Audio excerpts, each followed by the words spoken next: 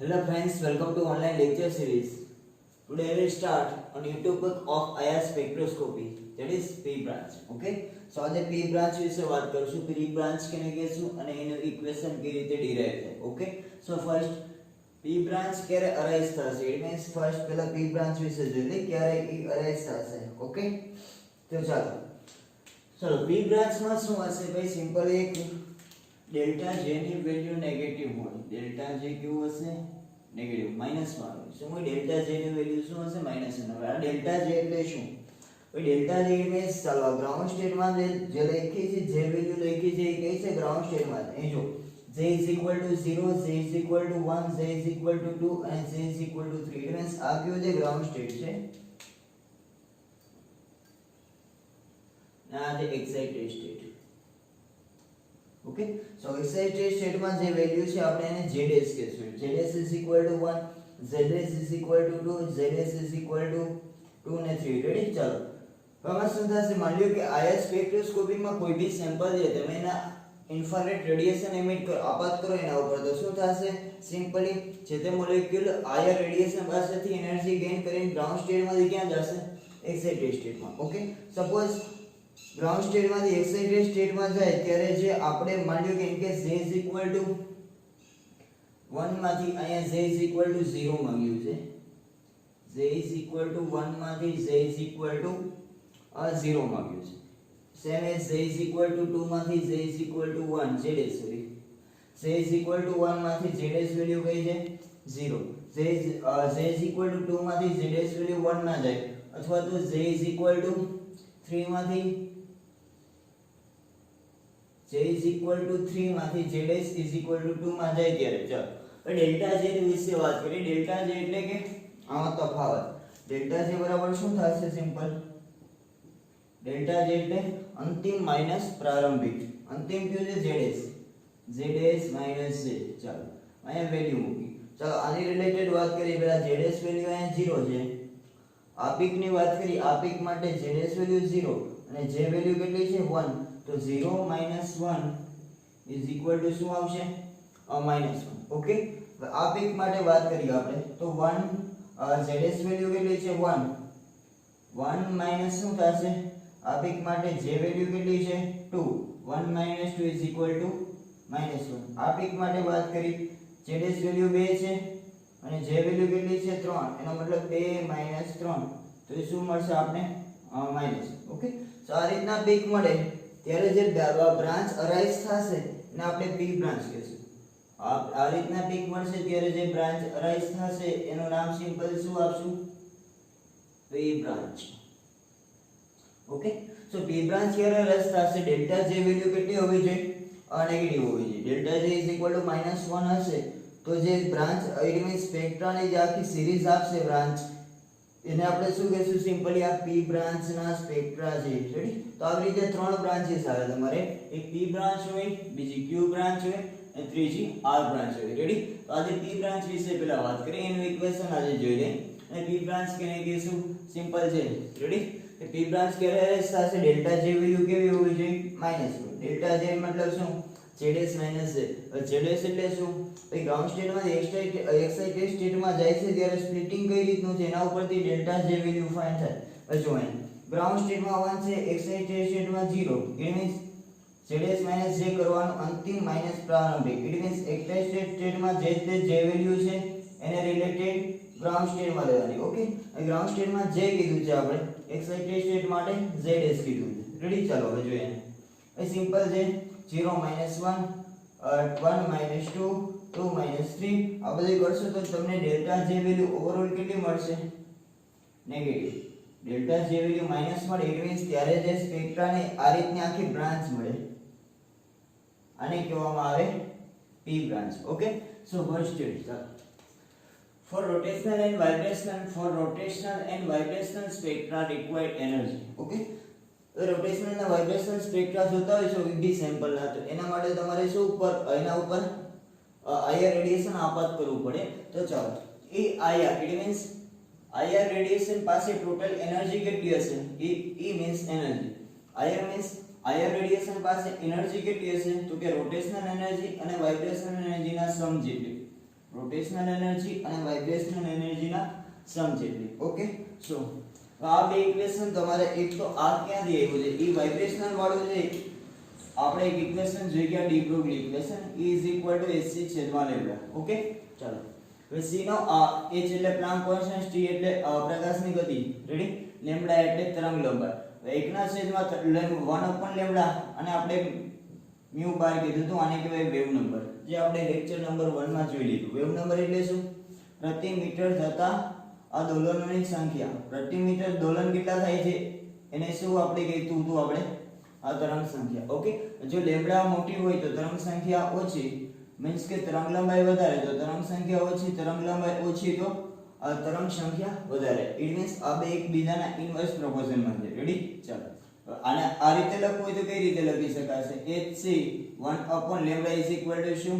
μ બાર. Ready, E શું થશે? hc μ bar 0. It means આપણે જો લેમ્ડા ને લેમ્ડા 0 લઈ લઈએ તો શું મળી જશે? v v બાર. ઓકે, સો એ વાઇબ્રેશનલ નું સૂત્ર શું થશે આપણી પાસે? વાઇબ્રેશનલ એનર્જી નું સૂત્ર થશે hc μ bar 0. It means vibrational energy hc μ bar 0 હશે. અને રોટેશનલ એનર્જી નું ઇક્વેશન જે ડાયરેક્ટ ક્વોન્ટમ ફિઝિક્સ માંથી લઈ લીધું છે. તમારે ડાયરેક્ટલી આ યાદ રાખવું પડશે અને સેવ કરવું પડશે, કેમ કે આનું એક્સપ્લેનેશન તમારી ટેક્સ્ટમાં બી નથી, સિલેબસમાં બી નથી. રેડી, ચાલો આ ક્વોન્ટમ ફિઝિક્સ માંથી ડાયરેક્ટલી ઇક્વેશન લઈ લીધું છે કે રોટેશનલ એનર્જી નું અને વાઇબ્રેશનલ એનર્જી. આ બે ઇક્વેશન સિમ્પલ તમે યાદ રાખજો. ઈ વાઇબ્રેશનલ એ તો ડી બ્રોગલી ઇક્વેશન ઉપરથી મળે. ત્યાર પછી ઈ રોટેશનલ એનર્જી નું ડાયરેક્ટલી ક્વોન્ટમ ફિઝિક્સ માંથી અસેપ્ટ કર્યું છે. એ કેટલું હશે? a²/8π²i.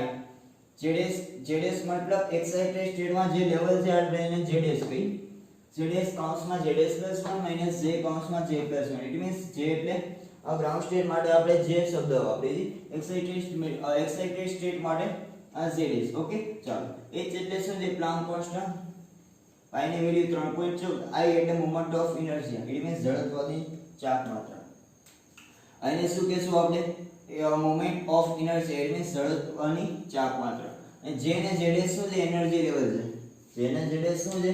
Energy level. J એટલે ગ્રાઉન્ડ સ્ટેટ એનર્જી લેવલ અને Zs એટલે excited energy level. Okay, so now EIR નો મતલબ શું થશે? ઇન્ફ્રારેડ રેડિયેશન પાસે ટોટલ એનર્જી કેટલી છે? તો કે રોટેશનલ અને વાઇબ્રેશનલ એનર્જીના સમ જેટલી. ઇટ મીન્સ રોટેશનલ એનર્જી અને વાઇબ્રેશનલ એનર્જી જે તે છે એનો સમ કરશો તમે તો ફાઇનલી તમને શું મળશે? IR રેડિયેશન પાસે ટોટલ એનર્જી કેટલી છે. ઓકે, સો આ ઇક્વેશન તમે બે યાદ રાખજો. વાઇબ્રેશન માટે hc μ0 અને રોટેશનલ માટે a²/8π²i zs કૌંસમાં zs+1 - j કૌંસમાં j+1. આનું એક્સપ્લેનેશન આખું ક્વોન્ટમ ફિઝિક્સમાં છે. આપણે કેમિસ્ટ્રીમાં ડાયરેક્ટલી આને અસેપ્ટ કરી લઈશું. રેડી, જ્યાં I શું છે? મોમેન્ટ ઓફ ઇનર્શિયા અને zs j અને zs એનર્જી લેવલ. ઓકે, તો ચાલો EIR શું થશે? વાઇબ્રેશનલ પ્લસ રોટેશનલ. હવે ઇક્વેશનની કિંમત મૂકી દઈએ. ચાલો, E વાઇબ્રેશનલ બરાબર શું છે? hc μ0 પ્લસ E રોટેશનલ બરાબર a²/8π²m zs કૌંસમાં zs+1. ચાલો આ બેઝિક ઈ રોટેશનલ ની આપણે અહીંયા શું મૂકી દીધું? Simply value. અને આના ઇક્વેશન નંબર કીધું 1. ચાલો આ ઇક્વેશન કયું છે? Equation number 1. ઇક્વેશન નંબર 1 શું દર્શાવશે?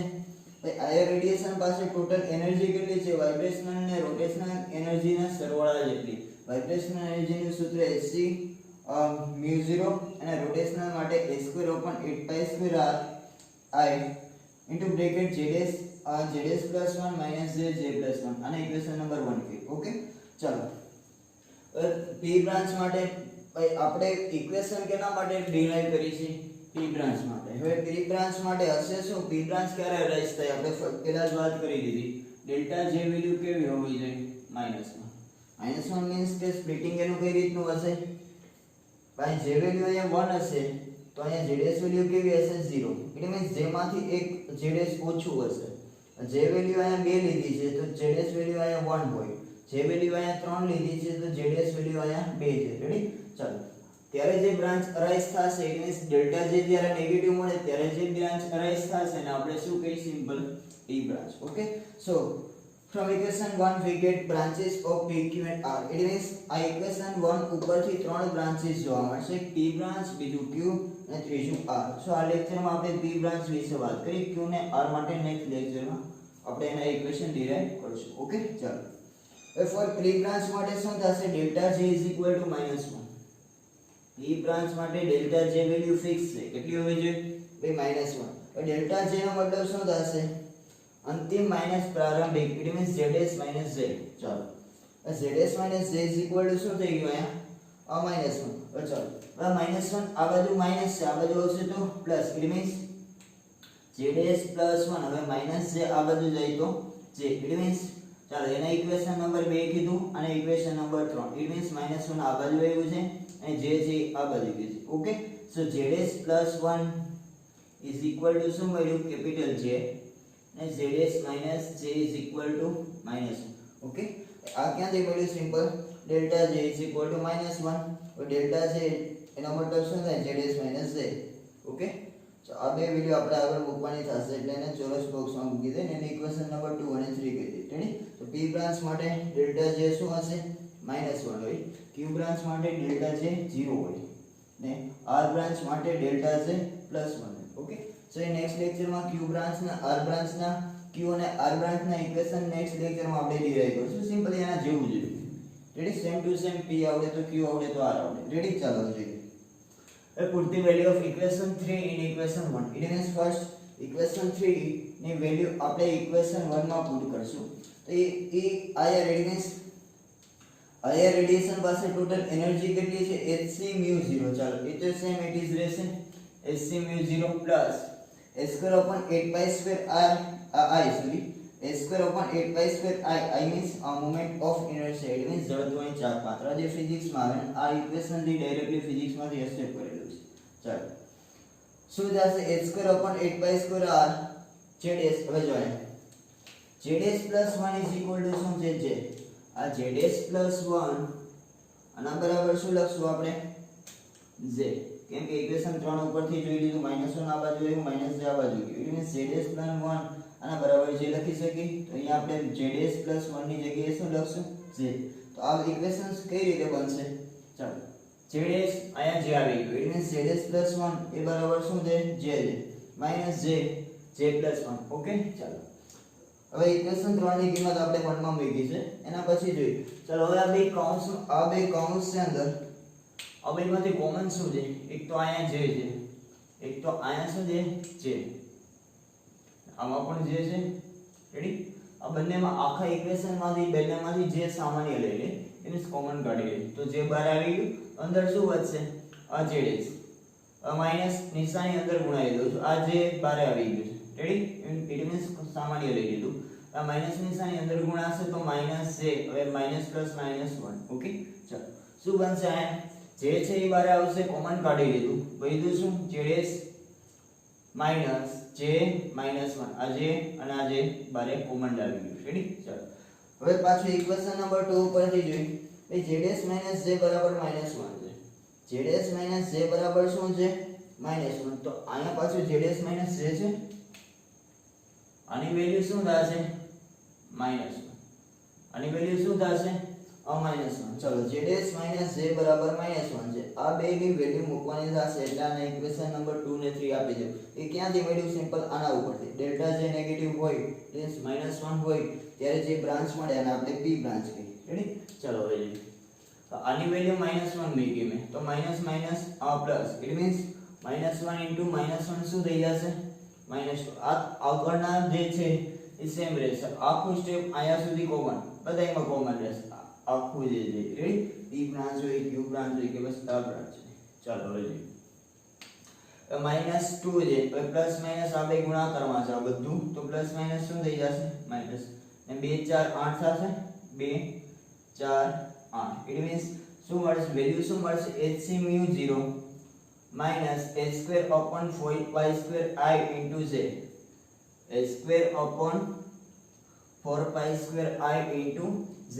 ઓકે, ચાલો, આ માઈનસ થઈ ગયું, પ્લસ માઈનસ માઈનસ ને 2 ચોકા 8. ઇટ મીન્સ એ આયર કેટલું મળશે તમને? hc/μ0 h²/4π² I into J. Okay, so ચલો હવે આગળ જોઈએ. હવે EIR it means IR radiation પાસે એનર્જી ટોટલ કેટલી હશે? તો એનર્જી નું ઇક્વેશન છે ડી બ્રોગલી ઇક્વેશન શું છે? E is equal to hc ના છેદમાં લેમ્ડા. હવે 1 upon લેમ્ડા ને આપણે શું કહી સિમ્પલ અતરંગ સંખ્યા 1 upon લેમ્ડા એટલે કે આને mu વડે દર્શાવાય mu બાર. ઇટ મીન્સ સો આપણે 1 upon લેમ્ડા બરાબર શું લઈ લઈશું? ડાયરેક્ટ mu બાર લઈશું. તો 1 upon લેમ્ડા ઇટ મીન્સ આની જે કિંમત છે 1 upon એ શું થઈ જશે? 1 upon લેમ્ડા શું થઈ જશે? mu bar. It means is equal to શું મળશે? hc mu બાર. ઓકે, સો અહીંયા E જે છે એની જગ્યાએ આપણે hc mu બાર લખશું. તો આ શું મળશે? hc mu 0 bar minus a square upon 4 pi square I into j. અને ઇક્વેશન નંબર 4 કે ચાલો ઇક્વેશન 4 ને હું કેના વડે ડિવાઇડ કરું છું? hc વડે. કેના વડે? hc. ઇટ મીન્સ અહીંયા બી hc આવશે, અહીંયા બી છેદમાં hc, અહીંયા બી છેદમાં hc. ચાલો આ hc hc કેન્સલ, તો વધશે શું? અહીંયા mu બાર. શું વધશે? ખાલી mu બાર. તો આના બરાબર જો આ hc hc કેન્સલ, તો શું મળશે? mu 0 બાર માઈનસ હવે જો અંશમાં h સ્ક્વેર છે, નીચે એક h છે, તો એક વખત h કેન્સલ થઈ જશે, તો ઉપર એક જ h વધશે. ઉપર કેટલા વધશે? એક જ h વધશે. h એક વખત કેન્સલ. રેડી? ને 4 પાઈ સ્ક્વેર I આ h એક વખત કેન્સલ થઈ ગયું. ઉપર h વધશે, અહીંયા શું વધશે? 4 pi square I into c into capital J. Okay, so આ ઇક્વેશન ફાઇનલ ઇક્વેશન છે કેનું? p બ્રાન્ચ માટે. આ ઇક્વેશન ફાઇનલ ઇક્વેશન છે p બ્રાન્ચ માટેનું. mu bar is equal to mu 0 bar minus h upon 4 pi square I c into j. Okay, so equation number 5 કહેશું. So equation 5 is equation of p branch. Okay, so p branch arise ક્યારે થશે? તો the peak of value gives longer wavelength and shorter wave number. longer wavelength and shorter અથવા તો less wave number. આને simply p branch માટે તમે આ રીતે દર્શાવી શકો. p બ્રાન્ચ અરાઇઝ ક્યારે થાય? એ લેમ્ડા કેવી હોવી જોઈએ? લોંગર. અને વેવ નંબર કેવો આવવો જોઈએ? શોર્ટર. કેમ કે લેમ્ડા અને વેવ નંબર એકબીજાના કેવા પ્રોપોર્શનમાં છે? ઇનવર્સ. એક વધશે તો બીજું ઘટશે. ઇટ મીન્સ જો the peak value gives longer wavelength. wavelength કેવી હશે? લોંગર. અને વેવ નંબર કેવા હશે? લેસ અથવા તો શોર્ટર. ઇટ મીન્સ લેસ જ કહેશું, કેમ કે વેવ નંબર છે એ સંખ્યા છે, સંખ્યા ઓછી હોય અથવા વધારે હોય. શોર્ટ લોંગ એમાં નહીં વાપરે. ચાલો શું કહે છે? the peak value gives longer wavelength and less wave number. Okay, so p branch ક્યારે અરાઇઝ થશે? જ્યારે તરંગ લંબાઈ કેવી હોય? મેક્સિમમ. અને તરંગ સંખ્યા કેવી હોય? ઓછામાં ઓછી. ઇટ મીન્સ p branch ક્યારે અરાઇઝ થશે? at longer wavelength and less wave number. Okay, so આ બેઝિક એક્સપ્લેનેશન છે p branch નો. ચાલો ભાઈ આયરમાં તમારે ત્રણ બ્રાન્ચ આવશે. એક તો p બ્રાન્ચ, ત્યાર પછી q બ્રાન્ચ ને r બ્રાન્ચ. p બ્રાન્ચ ક્યારે અરાઇઝ થશે? સિમ્પલ ડેલ્ટા j -1 હોવું જોઈએ. ડેલ્ટા j -1 નો મતલબ શું થાય? ભાઈ ગ્રાઉન્ડ સ્ટેટમાંથી એક્સાઇટેડ સ્ટેટમાં જ્યારે ઇલેક્ટ્રોન અથવા તો જે સેમ્પલના મોલેક્યુલ આ રેડિયેશન પાસેથી એનર્જી ગેઇન કરીને ક્યાં જશે? ગ્રાઉન્ડ સ્ટેટમાંથી એક્સાઇટેડ સ્ટેટમાં. ઇટ મીન્સ ત્યાં જે તફાવત મળશે ફાઇનલ માઇનસ ઇનિશિયલ નો કેટલો મળવો જોઈએ?